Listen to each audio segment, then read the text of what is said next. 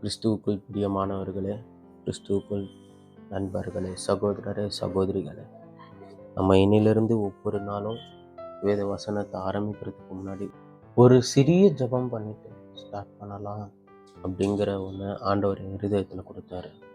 So ஆண்டவரே, இந்த நாளை காண செய்ததற்காக மிக்க நன்றி ஐயா.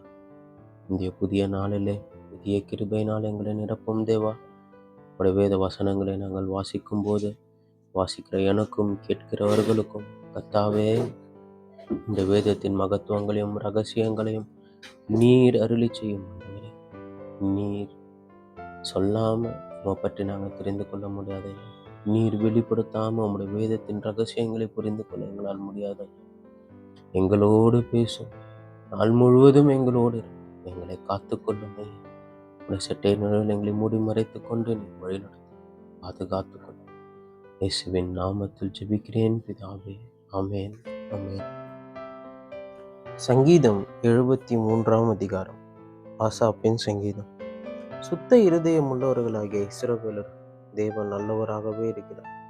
ஆனாலும் என் கால்கள் தள்ளாடுதலுக்கும் என் அடிகள் சறுக்குதலுக்கும் சற்றே தப்பிற்று. துன்மார்க்கு என் வழியை நான் காண்கையில் வீம்புக்காரராகி அவர்கள் மேல் பொறாமை கொண்டேன். மரண பரியந்தம் அவர்களுக்கு இரு கண்கள் இல்லை.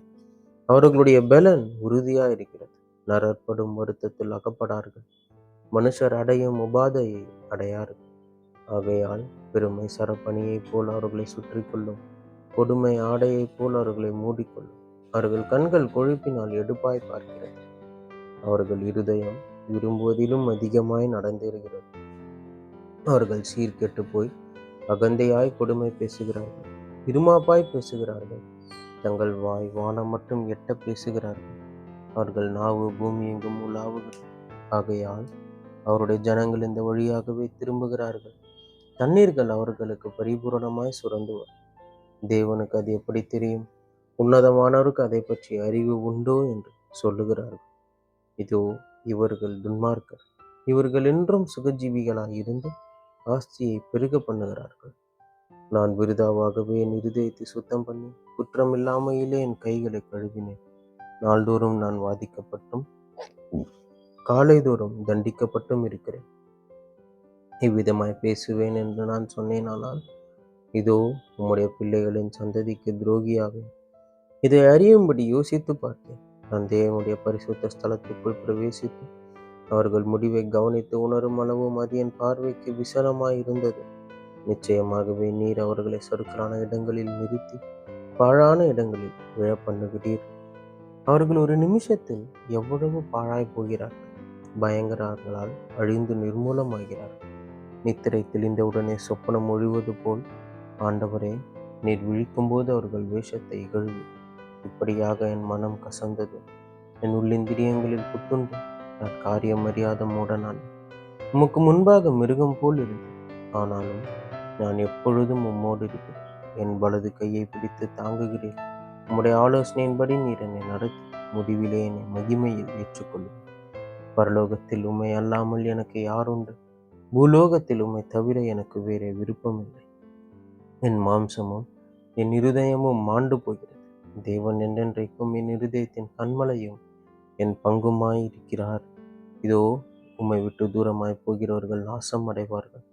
உம்மை விட்டு சோரம் போகிற அனைவரையும் சங்கரிப்பீர். எனக்கோ தேவனை அண்டிக் கொண்டிருப்பதே நலம். நான் உமது கிரியைகளை எல்லாம் சொல்லி வரும்படி கர்த்தராகிய ஆண்டவர் மேல் என் நம்பிக்கையை வைத்திருக்கிறேன். சங்கீதம் 74 அதிகாரம். மஸ்கீல் எனும் ஆசாபின் போதக சங்கீதம். தேவனே, நீர் எங்களை என்றென்றைக்கும் ஏன் தள்ளிவிடுகிறீர்? உமது மேய்ச்சலின் ஆடுகள் மேல் உமது கோபம் ஏன் புகைகிறது? நீர் பூர்வ காலத்தில் சம்பாதித்த உமது சபையையும் நீர் மீட்டு கொண்ட உமது சுதந்திரமான கோத்திரத்தையும் நீர் வாசமாயிருந்த சீயோன் பர்வதத்தையும் நினைத்திருந்தேன். நெடுங்காலமாக பாழாய் கிடக்கிற ஸ்தலங்களில் உம்முடைய பாதங்களை எழுந்தருள பண்ணும் பரிசுத்த ஸ்தலத்திலே சத்ரு அனைத்தையும் கெடுத்து போட்டான். உம்முடைய சத்துருக்கள் உம்முடைய ஆலயங்களுக்குள்ளே கிர்ஜித்து தங்கள் குடிகளை அடையாளங்களாக நாட்டுகிறார்கள். கோடரிகளை ஓங்கி சோலையிலே மரங்களை வெட்டுகிறவன் பேர் பெற்றவனாவான். இப்பொழுதோ அவர்கள் அதன் சித்திர வேலைகள் முழுவதையும் வாச்சிக்களாலும் சம்மட்டிகளாலும் தகர்த்து போடுகிறார்கள். உமது பரிசுத்த ஸ்தலத்தை அக்கினிக்கு இரையாக்கி உமது நாமத்தின் வாசஸ்தலத்தை தரை மட்டும் இடித்து அசுத்தப்படுத்தினார்கள். அவர்களை ஏகமாய் நிர்த்துளியாக்குவோம் என்று தங்கள் இருதயத்தில் சொல்லி தேசத்தில் உள்ள ஆலயங்களை எல்லாம் சுட்டெரித்து போட்டார்கள். எங்களுக்கு இருந்த அடையாளங்களை காணோம், தீர்க்கதரிசியும் இல்லை. இது எதுவரைக்கும் என்று அறிகிறவனும் எங்களிடத்தில் இல்லை. தேவனே, எதுவரைக்கும் சத்ரு நிந்திப்பான், பகைவன் உமது நாமத்தை எப்பொழுதும் தூஷிப்பானோ? உமது வலது கரத்தை ஏன் முடக்கி கொள்ளுகிறேன்? அதை உமது மடியிலிருந்து எடுத்து ஓங்கி நிர்மூலமா. பூமியின் நடுவிலே இரட்சிப்புகளை செய்து வருகிற தேவன் பூர்வ காலம் முதல் என்னுடைய ராஜா. தேவரீர் உமது வல்லமையினால் சமுத்திரத்தை இரண்டாக பிளந்து ஜலத்தில் உள்ள வலு சர்ப்பங்களின் தலைகளை உடைத்து தேவரீர் முதலைகளின் தலைகளை நறுக்கி போட்டு அதை வனாந்தரத்து ஜனங்களுக்கு உணவாக கொடுத்தீர். ஊற்றையும் ஆற்றையும் பிளந்து விட்டீர், மகா நதிகளையும் வற்றி போக பண்ணுவீர். பகலும் உம்முடையது, இரவும் உம்முடையது. தேவரீர் ஒளியையும் சூரியனையும் படைத்தீர். பூமியின் எல்லைகளை எல்லாம் திட்டம் பண்ணினீர். கோடை காலத்தையும் மாரி காலத்தையும் உண்டாக்கினீர். கர்த்தாவே, சத்ருவுமை நிந்தித்ததையும் மதியின ஜனங்கள் உமது நாமத்தை தூஷித்ததையும் நினைத்துக்கொள். உமது காட்டுப்புறாவின் ஆத்மாவை துஷ்டருடைய கூட்டத்துக்கு ஒப்புக்கொடாதேயும். உமது ஏழைகளின் கூட்டத்தை என்றைக்கும் மறவாதே. உம்முடைய உடன்படிக்கையை நினைத்தருளும். பூமியின் இருளான இடங்கள் கொடுமையுள்ள குடியிருப்புகளால் நிறைந்திருக்கிறதே.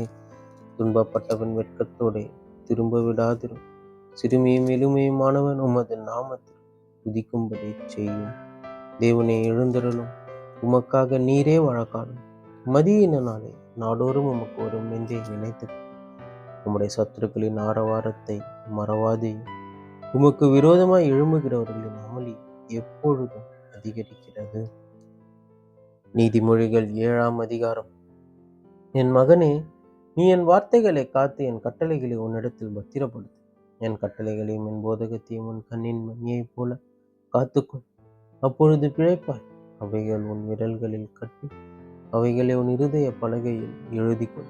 எச்சக வார்த்தைகளை பேசி அந்நிய பெண்ணாகிய பரஸ்திரிக்கு உன்னை விலக்கி காப்பதற்காக ஞானத்தை நோக்கி நீ என் சகோதரி என்றும் புத்தியை பார்த்து நீ என் இனத்தாள் என்றும் சொல்லுவாயாக.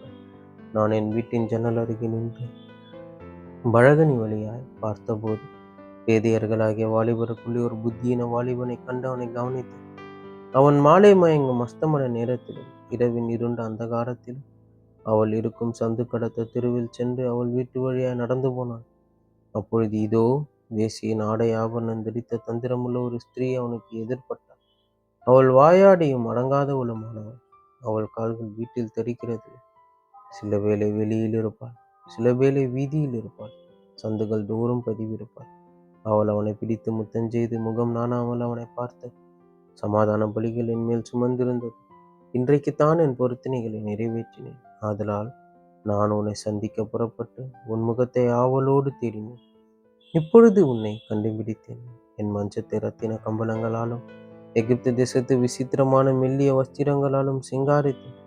என் படுக்கையை வெள்ளை பௌலத்தாலும் சந்தனத்தாலும் லவங்க பட்டையாலும் வாசனை கட்டினேன். வா, விடியார் காலம் வரைக்கும் சம்போகமாயிருக்கும். இன்பங்களினால் பூரிப்போம். புருஷன் வீட்டிலே இல்லை, தூர பிரயாணம் போனான். பணப்பையை தன் கையிலே கொண்டு போனான்.